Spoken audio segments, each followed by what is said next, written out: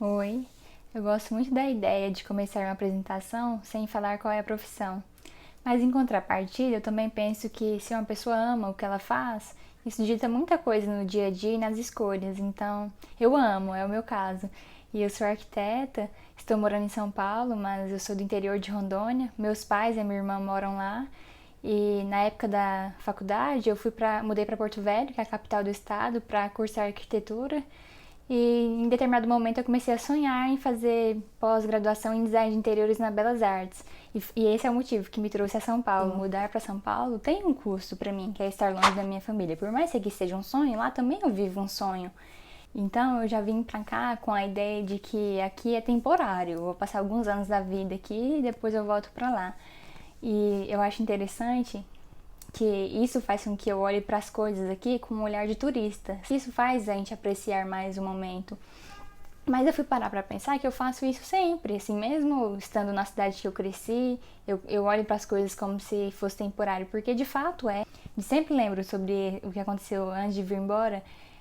Ai, eu vou chorar, eu sou assim, mas sério. Que eu tava, meus pais e minha irmã, e aí eu falei que eu não sei se eu vou conseguir falar, porque eu admiro muito quem fala, quem tá chorando e consegue falar. Se eu choro, eu só choro. E aí eu lembro que no dia que eu ia mudar pra São Paulo, eu falei pra minha família que eu estava muito feliz por estar vindo, que é a realização de um sonho, mas eu estava triste por ficar longe deles, por deixar eles lá. E aí meio que um sentimento estava anulando o outro e eu não sabia o que eu estava sentindo. Mas agora eu já tô bem feliz. E aí meu pai falou que ficaria triste se fosse um caso de doença, que eu tivesse vindo para São Paulo para fazer algum tratamento, mas não, eu tô vindo para realizar um sonho profissional e tudo bem, ele fica feliz com isso. E eu sempre tive muita clareza do que é sucesso para mim. E no geral, eu acredito que sempre gira em torno das mesmas coisas, porque por mais que as pessoas falam que sucesso é subjetivo, normalmente ela está se referindo à independência financeira, liberdade geográfica, ter tempo para desfrutar disso tudo com a família. Então, normalmente gira em torno disso. E eu sei que se eu tiver todos os itens, menos o estar desfrutando disso com a família, para mim não é sucesso. Eu gosto muito de uma passagem no livro do Cortella, que ele diz sobre a ética do esforço, sobre um concerto que o pianista Arthur Moreira participou. Ele disse que, ao final do concerto, um jovem foi até o pianista e disse: "Gostei demais do concerto, eu daria a vida para tocar como o senhor." E o pianista respondeu: "Eu dei." Foram 40 anos de dedicação, de 9 a 10 horas diárias.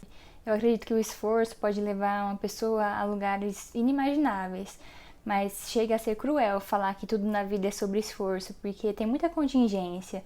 E eu tive grandes vantagens, sabe? Eu tive pais que sempre proporcionaram um ambiente muito bom para o estudo, uma irmã mais velha que sempre me direcionou para os melhores caminhos.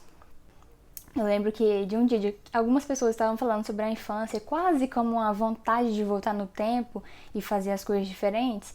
E aí eu falei: eu não voltaria na infância não. E a minha mãe falou: "Nossa, mas você parecia que era uma criança tão feliz." Eu falei: "De fato, eu era uma criança muito feliz. Eu acho que eu vivi tudo que eu tinha para viver lá. Eu brinquei muito e eu lembro da minha infância com muito carinho, mas agora eu tenho vantagens na vida adulta que essa parte assim de responsabilidade, eu gosto disso, sabe? De responsabilidade, da possibilidade de realizar uma coisa não, de decidir mudar para outro lugar. E eu gosto muito daquela passagem em Eclesiastes que diz que tudo tem seu tempo determinado embaixo dos céus. E eu acredito que eu estou no tempo de plantar. E essa fase, todas as fases da vida têm grandes vantagens. E eu acredito que a principal vantagem da fase que eu estou, assim, recém-formada, é que tudo é possível, sabe? Você pode dedicar o esforço em qualquer área que vai acontecer. E é uma possibilidade. É só, o que eu tenho é só uma possibilidade hoje. E eu amo isso de não saber se vai dar certo ou não e ter que ir atrás. E na hora pode até não ser tão bom, mas depois quando a gente vê o resultado é muito legal. E não deixo de falar sobre os meus planos com aquela ideia de que não pode falar para as pessoas porque se falar os planos não se realizarão. Eu acredito que é quase como uma terceirização da responsabilidade de realizar esse sonho, sabe? É porque eu lembro que eu cheguei a falar isso uma vez, que tudo parecia que estava contribuindo para que desse errado eu mudar para São Paulo em determinado momento. E aí eu falei, se eu não conseguir mudar pra lá, eu vou parar de falar sobre os meus planos com as pessoas.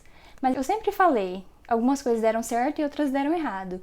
E não é o fato de eu ter falado pra alguém que fez com que isso desse errado. Meio que a gente terceiriza a responsabilidade, porque é mais fácil eu falar assim, deu errado porque eu contei pras pessoas do que eu falar eu não corri atrás o suficiente pra que desse certo. E claro que tem coisa, igual eu falei, tem as contingências da vida, mas no geral, assim, o que depende de mim não é falar pra uma pessoa que vai fazer com que as coisas não deem certo. Eu me comprometo a errar só tecnicamente. Eu não me permito cometer um erro que envolve mau caratismo, porque eu falei sobre o sucesso e eu acredito que só as habilidades podem levar ao topo, mas apenas o bom caráter faz com que a pessoa se mantenha no topo. Gosto muito da ideia que diz que se você não pode contar como fez uma coisa, isso já é motivo para não fazê-la. Eu gosto muito de casa cheia, sabe? Com criança, um monte de criança em casa. E também gosto dos momentos que eu estou sozinha. Quando eu falo isso, a minha irmã e minha mãe até dão risadas, porque parece que eu nem gosto de silêncio, porque eu sou bem falante. Mas eu gosto, eu acredito que quando estamos sozinhos, muito tempo sozinho, isso faz com que a gente perceba como é importante ter a casa cheia, ter os familiares perto. E quando a gente também tá sempre perto de muita gente, a gente sente falta daquele ambiente, ter aquele momento de reflexão. Eu gosto desses dois mundos. A arquitetura me emociona muito. Eu acho muito bonito quando a pessoa está planejando a construção da casa, naquela fase assim de idealização do projeto e falando o tanto que economizou para construir aquilo, e depois ver o projeto, a fase de criação, até a parte de execução. Isso me emociona demais, assim, eu acho lindo. Parece até que a casa é minha. E eu descobri que a comunicação também me emociona muito. Diversos momentos da vida aconteceu de alguma pessoa falar, assim, algum palestrante falar, nossa, quando a gente tá falando sobre arquitetura, seu olho brilha. E aí já estive em outra posição, que é nessa da pessoa que está palestrando e vendo o olhar das pessoas. E é tão legal olhar, assim, sabe, o olho da pessoa brilhando e ela aqui, você contando uma coisa e ela aqui, ó, sabe, concordando. E talvez involuntariamente ela nem sabe que ela tá fazendo aquilo ali, mas pra ela faz tanto sentido. Isso é legal demais.